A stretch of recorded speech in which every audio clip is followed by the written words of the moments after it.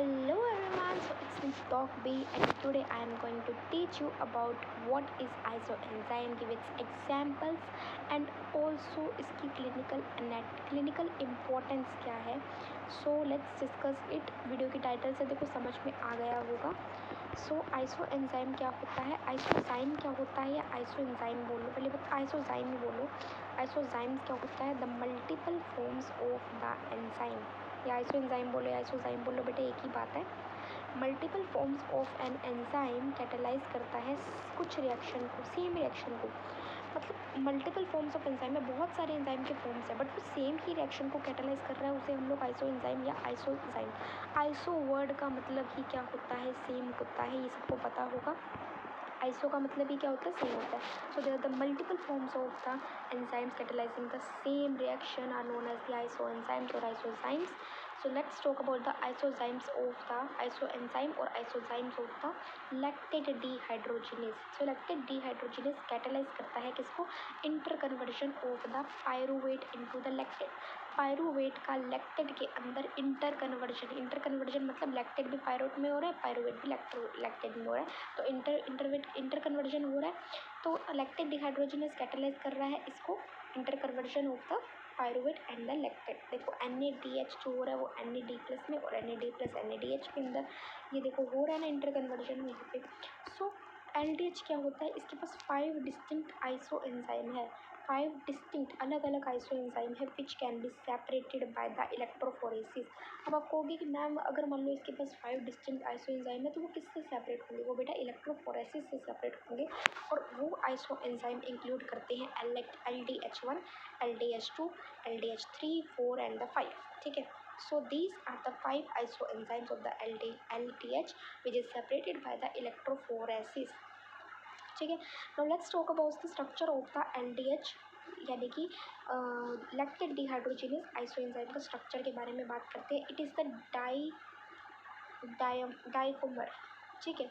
It is the tetramer, इसको डाइकोमर या tetramer बोलते हैं.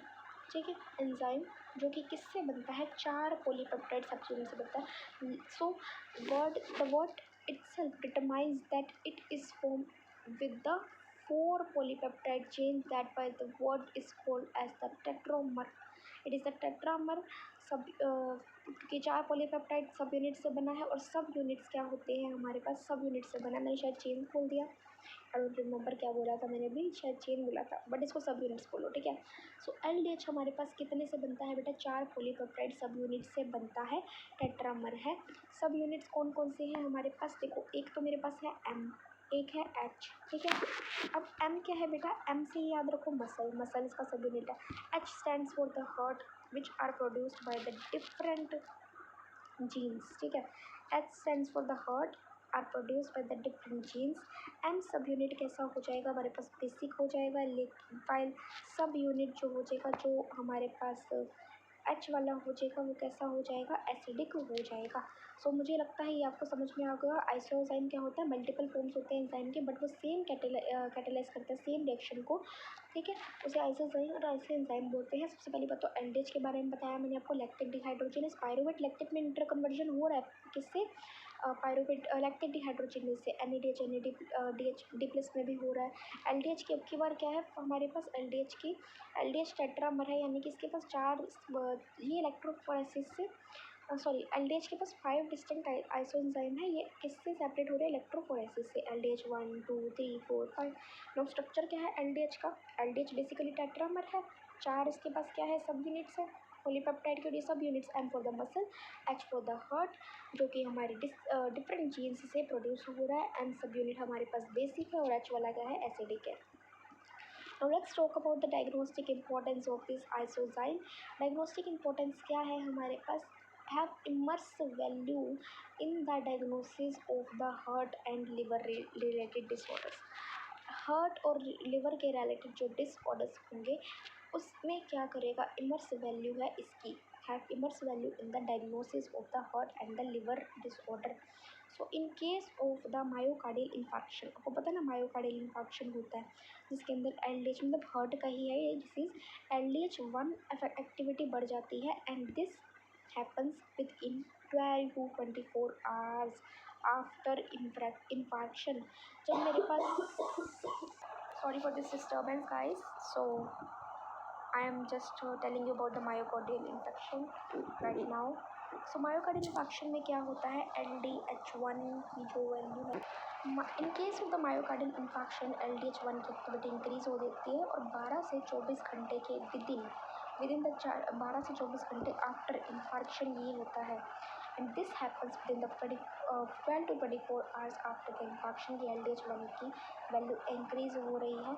Increase activity of LDH5 is an indicator of liver disease. लेकिन जब मेरे पास LDH5 का एक्टिविटी इंक्रीज हो रहा है तो मैं बोलूँगी कि हाँ अब लिवर डिसीज हो रहा है। जब मेरे पास LDH1 का हो रहा है 12 से 24 घंटे के बाद आफ्टर इन्फार्क्शन, मतलब मायोकार्डियल इन्फार्क्शन के केस में ये सब हो रहा है, तो मैं बोलूँगी कि हाँ यार अभी मायोकार्डियल इन्फार्क्शन है। लेकिन जब मेरे पास LDH5 की वैल्यू इंक्रीज हो रही है then I will say that there will be the liver disease. It is an indicator of which, liver disease का इंडिकेटर है। There can be the liver disease, क्योंकि इंडिकेटर है लिवर डिसीज़ का। तो isoenzyme of the creatine kinase की बात करें, अभी मैंने आपको बताया लैक्टेट डिहाइड्रोजिनेज के बारे में सबसे पहले बताया। लैक्टेट डिहाइड्रोजिनेज सॉरी अभी मैंने आपको बताया डायग्नोस्टिक इम्पोर्टेंस। अब मैं आपको बता रही हूँ क्रिएटिन काइनेज की क्या है। एक्चुअली क्रिएटिन जो है वो फॉस्फोक्रिएटिन के अंदर कन्वर्ट हो रहा है क्रिएटिन काइनेज से, ठीक है, फॉस्फोक्रिएटिन में कन्वर्ट हो रही है। Here ATP converting into the ADP, यानी कि ट्राइफॉस्फेट से डाइफॉस्फेट एडेनिन डाइफॉस्फेट में कन्वर्ट हो रहा है एडेनिन ट्राइफॉस्फेट से। तो क्रिएटिन काइनेज जो होगा इसे हम लोग क्रिएटिन फॉस्फोकाइनेज भी बोल सकते हैं। क्रिएटिन काइनेज को हम लोग क्या बोलेंगे, क्रिएटिन फॉस्फोकाइनेज भी बोलते हैं। सो क्रिएटिन काइनेज को हम लोग फॉस्फोक्रिएटिन काइनेज भी बोलते हैं, फॉस्फोकाइनेज भी बोलते हैं, क्रिएटिन फॉस्फोकाइनेज भी बोलते हैं, ठीक है। सो क्या होता है ये मेरे पास फॉस्फोक्रिएटिन काइनेज भी बोलते हैं, मतलब देखो क्रिएटिन काइनेज को फॉस्फोक्रिएटिन काइनेज या फिर क्रिएटिन फॉस्फोकाइनेज भी बोलते हैं। ये एक्सप्रेस किससे होता है, वेरियस टिश्यूज से और सेल टाइप से एक्सप्रेस्ड होता है। So it exists in the basically 3 isoenzyme, the CPK1, creatine phosphokinase 1, creatine phosphokinase 2 and the creatine phosphokinase 3. It exists in the 3 isoenzyme. It exists as the 3 isoenzyme CPK1, CPK2 and CPK3. CPK1 जो होता है इसका सब unit है BB। अभी बताती हूँ मैं आपको BB MB क्या होता है। CPK2 क्या होता है MB और CPK3 MM, ठीक है। ये टिश्यू ऑफ ओरिजिन का है, BB है तो ब्रेन से, MB है तो हार्ट से और MM है तो मसल से। कौन सी वाली, skeletal muscle tissue of origin है। तो यही है here, B stands for the brain, M stand for the muscle, ठीक है। तो आइसोएंजाइम क्या आ जाएगा, जब CPK1 हो जाएगा तो सब यूनिट हो जाएगा BB यानी कि ब्रेन टिश्यू ओरिजिन है। जब CPK2 होगा तो MB हमारे पास सब यूनिट हो जाएगा यानी कि हार्ट ओरिजिन है टिश्यू वाला। जब CPK3 हो जाएगा तो MM आ जाएगा यानी कि हमारा स्केलेटल मसल ओरिजिन है। Now let's talk about the diagnostic importance of this CK, creatine kinase. It is often determined routinely in a medical laboratory. Medical laboratory के अंदर हम इसको क्या करेंगे, routinely determine करते हैं। It is determined specifically in the, यार 2 minute थोड़ा सा लैग आ रहा है शायद तक, देखो पेशेंट्स विद चेस्ट पेन या फिर किसमें एक्यूट रीनल फेलियर यानी कि किडनी फेलियर जब हमारे पास या फिर चेस्ट पेन आ गया ना, जिसमें जो पेशेंट इससे सफ़र कर रहा है, ये सस्पेक्ट उस पर होता है। क्रिएटिन काइनेज जो होता है वो डिटरमाइंड होता है स्पेसिफिकली इनके अंदर। एलिवेशन होता है क्रिएटिन काइनेज का, इज एन इंडिकेशन कि डैमेज हुआ है मसल पे। अगर क्रिएटिन काइनेज बढ़ गया मतलब मसल पे डैमेज हो गया है, it is there for indicator of injury की कोई मायोकार्डियल इन्फार्क्शन आ रहा है। मायोसाइटिस का मतलब क्या होता है, IT stand for the inflammation, so inflammation of the muscle. And myocarditis मतलब it stands for the inflammation of the cardiac muscles, ठीक है, कार्डियक मसल्स का इन्फ्लामेशन है। मायोकार्डियल इन्फेक्शन हो रहा है, मायोसाइटिस हो रहा है, मायोकार्डियक इन्फेक्शन हो रहा है, मायोकार्डाइटिस हो रहा है, ठीक है। तो CK हमारे पास क्या होगा, रूटीनली डिटरमाइंड हो जाएगा मेडिकल लेबोरेटरी में। एलिवेशन अगर CK का होगा मतलब हमारे पास मसल डैमेज है, जिसकी वजह से मायोकार्डाइटिस, मायोसाइटिस और हमारे पास कार्डियल इन्फेक्शन का इंडिकेशन आ जाएगा। और क्या आ जाएगा कि रीनल फेलियर आ जाएगा या चेस्ट पेन होगा, तब हमें स्पेसिफिकली पता चलेगा कि हमारे पास CK में कोई प्रॉब्लम आ रही है। सो अगर CK हमारे पास लो हुआ, अगर देखो अगर तो हाई हुआ तो मेरे पास क्या आएगा, मसल डैमेज होगी। लेकिन अगर लो हुआ तो इंडिकेशन है कि अल्कोहलिक लिवर डिसीज़ है एंड रूमाटॉइड आर्थराइटिस है, ठीक है। आर्थराइटिस स्टैंड फॉर जैसे पेन होता है ना जॉइंट्स के अंदर, तो ये सब है। अगर मेरे पास CK लो हुआ यानी कि क्रिएटिन काइनेस लो हुआ तो मेरे पास क्या हो जाएगा, rheumatoid arthritis and the alcoholic liver disease. Isoenzyme determination has been used extensively as an indication of the myocardial damage in heart attacks. Isoenzyme determination किसमें ज़्यादा यूज हो रहा है एक्सटेंसिवली, कि हार्ट अटैक होने के जो मायोकार्डियल इन्फेक्शन के लिए, in myocardial damage in the heart attacks. Now I'm talking about the isoenzyme of the alkaline phosphatase, ALP. So in the humans alkaline phosphate is present in all tissues, ठीक है, सारे tissues में through out the entire body मुझे alkaline phosphatase मिलेगा humans के अंदर, but it is particularly concentrated in liver, bile duct, kidney, bone and the placenta. यहाँ पे मुझे कंसनट्रेटेड होगा ये पर्टिकुलरली। अब ह्यूमंस और मोस्ट ऑफ द मैमल्स के पास क्या हो जाएगा, फॉलोइंग एल्कलाइन फॉस्फेट एंजाइम होंगे, ALP1, ALP2, ALP-PP, ठीक है। ALP1 देखो, ALP1 इंटेस्टाइनल में, ALP2 जो होगा टिश्यू में, जो भी नॉन स्पेसिफिक होगा liver, bone, kidney and placenta के अंदर, ठीक है। प्लेसेंटा के अंदर हमारे पास एक रेगन एंजाइम होगा जिसे हम लोग क्या बोलते हैं, ALPP, ALPP। अब डायग्नोस्टिक इंपॉर्टेंस के बारे में पढ़ते हैं, लेकिन उससे पहले एक बार दोबारा से मैं आपको एल्कलाइन फॉस्फेटेस का बताना चाहती हूँ। ह्यूमंस के अंदर क्या होगा, बेसिकली एल्कलाइन फॉस्फेटेस पूरी की पूरी बॉडी में मिलेगा, थ्रू आउट द बॉडी सारे टिश्यूज में प्रेजेंट होगा, लेकिन कंसनट्रेटेड किसमें होगा, बोन में, किडनी में, प्लेसेंटा में, लिवर में, बाइल डक्ट्स में, इन सब में कंसनट्रेटेड होगा, मिलेगा सब में, बट कंसनट्रेटेड होगा bone, kidney, liver, placenta and the bile ducts में, ठीक है। ह्यूमन और मोस्ट ऑफ द मेम्बर्स के पास क्या हो जाएंगे, एल्कलाइन फॉस्फेटेस के ये एंजाइम होंगे। ALP1 इंटेस्टाइन के लिए है, ALP2 जो होता है वो हमारे पास tissue non specific liver, bone, kidney मिलेगा, ALPP यानी कि प्लेसेंटा में मिलेगा, ये मेरे पास रिकन आइसोएंजाइम है। Let's talk about the diagnostic importance of this. अगर मेरे पास ALP हाई हो गया, ALP का लेवल, तो मतलब क्या हो जाएगा कि बाइल डक्ट्स जो होंगे वो ऑब्स्ट्रक्ट करेंगे और elevated ALP level Piaget's disease के अंदर रिजल्ट करेगा। लेवल जो हो जाएगा वो हमारे पास एलिवेट होता है in people with untreated coeliac disease, जिसके अंदर पैचेट डिसीज़ के अंदर क्या होता है, बेसिकली जो हमारे पास लेवल होता है वो बढ़ जाता है, जिसमें सीलिक डिसीज़ जो होगा वो अनट्रीटेड हो जाएगा। तो यही बात लिखी हुई है यहाँ पे कि ALP लेवल कब बढ़ेगा, एक जब बाइल डक्ट ऑब्स्ट्रक्ट हो जाएगी, पैचेट डिसीज़ के अंदर लेवल इंक्रीज हो जाएगा, जिसकी वजह से अनट्रीटेड सीलिक डिसीज़ आ जाएगा, ठीक है। अनट्रीटेड सीलिक डिसीज़ आ जाएगा। यहाँ पे genetic disorders, people with this disease is unable to digest the starch को डाइजेस्ट नहीं कर पा रहे, ठीक है। ग्लूकन, स्टार्च, इन सब को पीपल जो है वो डाइजेस्ट नहीं कर पा रहे हैं जिन के पास ये डिसीज़ है, ठीक है। अब isoenzymes of the alcohol dehydrogenase in humans में अल्कोहल डिहाइड्रोजिनेस है, ठीक है। अल्कोहल डिहाइड्रोजिनेस है वो multiple exist in the multiple forms as a dimer, ठीक है। ह्यूमंस के अंदर क्या होता है, जो अल्कोहल डिहाइड्रोजिनेस यानी कि ADH है वो हमारा मल्टीपल फॉर्म्स के अंदर एग्जिस्ट करेगा डाइमर की तरह, ठीक है। 7 डिफरेंट जीन्स प्रेजेंट है यहाँ पे, 5 क्लासेस है 1 से 5। हेपेटिक क्या प्रेजेंट है, hepatic stands for the, first of all hepatic का मतलब देखो जान लो, हेपेटिक मतलब होता है liver. Hepatic term use in human is in class 1 के अंदर हेपेटिक टर्म यूज होगा। देखो 5 क्लासेस है जिसमें से क्लास 1 में हेपेटिक टर्म यूज होगा, ठीक है। और ये क्या हो जाएगा, class 1 consist of alpha, beta and gamma. Gamma क्या होंगे इसके पास, alpha, beta, gamma that are subunits, alpha, beta, gamma subunits that are encoded by the genes ADH1, ADH1B and ADH1C, ADH1A, B and C. ADH1A indicator of the alpha, ADH1B is for the beta and ADH1C is for the gamma. So ADH किसके अंदर होता है, humans के अंदर ADH multiple forms में exist करेगा, वो भी डाइमर की तरह। क्लास 1 5 होंगी, क्लास 1 में हमारे पास हेपेटिक टर्म यूज होगी एंड क्लास 1 के अंदर हमारे पास अल्फा, बीटा, गामा सब यूनिट्स हैं जो कि हमारे पास किससे एनकोड होते हैं, ADH1, B और C से respectively. Now the enzyme is present at high levels in the liver and the lining of the stomach.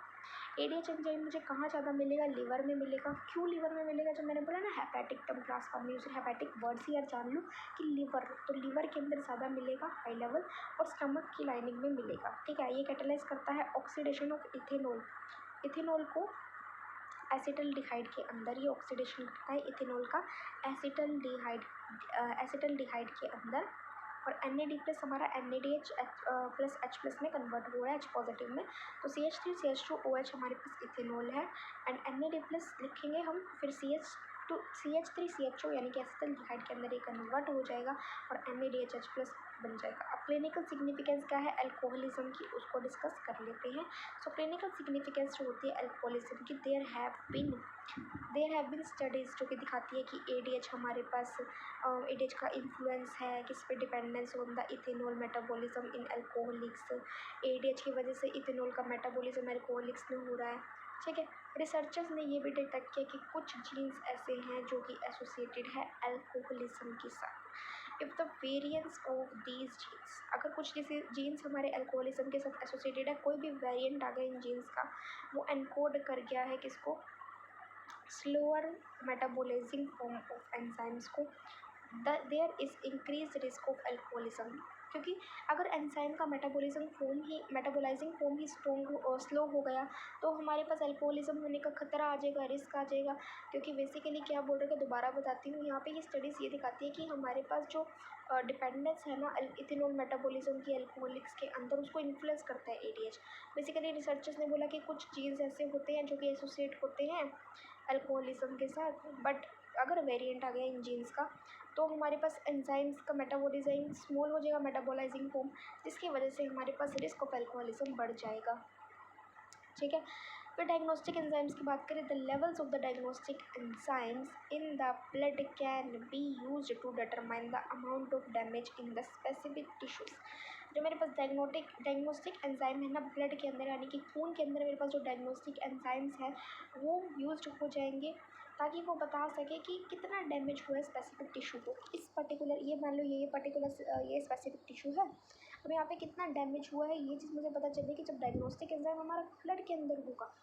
So important enzyme जो हमारे पास in the diagnostic of diseases, सबसे पहले सीरम एंजाइम की बात करें जो एलिवेट हो गया है, amylase, serum glutamate, pyruvate transaminase, serum glutamate, oxaloacetate transaminase, alkaline phosphatase, ठीक है। ये मेरे पास एंजाइम है। और क्या आ गया, एसिड फॉस्फेटेज आ गया, लैक्टेट ट्रीहाइड्रोजिनेज आ गया, क्रिएटिन फॉस्फोकाइनेज आ गया, एसिड वो आ गया, एल्डोलेज आ गया, 5-न्यूक्लियोटाइडेज आ गया, गामा ग्लूटामिल ट्रांसपेप्टिडेज आ गया। वैसे इट इज़ नॉट नेसेसरी कि हमें सारा पढ़ना है, बट मेजरली वैसे आप अगर पढ़ो तो बेटा मैं आपको बताऊं कि अगर आप सारा नहीं पढ़ रहे हो तो SGPT SGOT ज़रूर करना। बाकी एल्कलाइन फॉस्फेटेज कर लेना, लैक्टेट डिहाइड्रोजिनेज कर लेना, क्रिएटिन फॉस्फोकाइनेज कर लेना, जो बताया ना मैंने आपको वो कर लेना, ठीक है। सो सबसे पहली बात तो अमाइलेज से याद रखो कि हमारे पास डिसीज़ कौन सा आएगा, मोस्ट इंपॉर्टेंट एक्यूट पैंक्राटाइटिस आएगा, यानी कि इन्फ्लामेशन ऑफ द पैंक्रियास, थोड़ा बहुत आएगा inflammation of the pancreas, that's why it is known as the acute pancreatitis. Amylase जब हमारे पास सीरम एंजाइम एलिवेट करेगा। फिर उसके बाद आ जाएगा SGPT which is serum glutamate pyruvate transaminase. याद रखना कि इस एंजाइम की वजह से क्या हो जाएगा, हमारे पास लीवर का डिसीज़ आ जाएगा, यानी कि हेपाटाइटिस आ जाएगा, इन्फ्लामेशन ऑफ द लीवर। जब serum glutamate oxaloacetate transaminase आ जाएगा तो मेरे पास कौन सा डिसीज़ आ जाएगा, हार्ट अटैक्स आ जाएंगे, मायोकार्डियल इन्फार्क्शन। देखो मैं तो आपको सारा ही कराऊंगी, तो इस चीज़ को आपकी मर्ज़ी है कि आपको क्या सेक्शन में पढ़ना है, लेकिन SGOT SGPT ज़रूर कर लेना यार। अब एल्कलाइन फॉस्फेटेज क्या होता है, रिकेट्स, ऑब्स्ट्रक्टिव जॉन्डिस, ठीक है, Paget disease, coeliac disease, alkaline phosphatase में ये होगा। एसिड फॉस्फेटेज में क्या आ जाएगा बेटा, कैंसर आ जाएगा प्रोस्टेट ग्लैंड का, ठीक है। फिर उसके बाद हमारे पास एक और चीज़ मैं बता रही हूँ हेपाटाइटिस के बारे में, कि हमारे पास ये जो डिसीज़ है ना हेपाटाइटिस, ये 5-न्यूक्लियोटाइडेज में भी आ रहा है, एल्डोलेज की वजह से मस्कुलर डिस्ट्रॉफी आ रहा है, CPK यानी कि क्रिएटिन फॉस्फोकाइनेज की वजह से मायोकार्डियल इन्फार्क्शन अर्ली मार्कर है उसका, लैक्टेट डिहाइड्रोजिनेज के अंदर क्या आ रहा है, हार्ट अटैक, लिवर डिसीज़ आ रहे हैं, और गामा ग्लूटामिल ट्रांसपेप्टिडेज के बीच अंदर अल्कोहलिज्म आ रहा है, ठीक है। सो SGPT का मतलब क्या होता है, मेरे पास लिवर डिसीज़ आ रहे हैं। SGOT का मतलब मेरे पास हार्ट अटैक्स आ रहे हैं, मायोकार्डियल इन्फार्क्शन। अमाइलेज का मतलब क्या होता है, मेरे पास कौन सा डिसीज़ आ रहा है बेटा, एक्यूट पैंक्राटाइटिस, ठीक है। एल्कलाइन फॉस्फेटेज मतलब rickets, obstructive jaundice, patches disease, coeliac disease. और फिर 5' न्यूक्लियोटाइडेज में हेपाटाइटिस आ रहा है, creatine फोस्फोकाइनेज liver disease, myocardial infection, lactate dehydrogenase liver disease है, हार्ट अटैक्स है, ठीक है। जो क्रिएटिन फोस्फोकाइनेज है वहाँ पे अर्ली मार्कर है हमारे पास myocardial infection. Aldolase muscular dystrophy, 5' nucleotidase, hepatitis and gamma glutamic transpeptidase, alcoholism and acid phosphatase is the cancer of the prostate gland. I hope आपको एक्सरसाइज पूरा समझ में आ रहा है। Thank you so much for watching. Bye bye.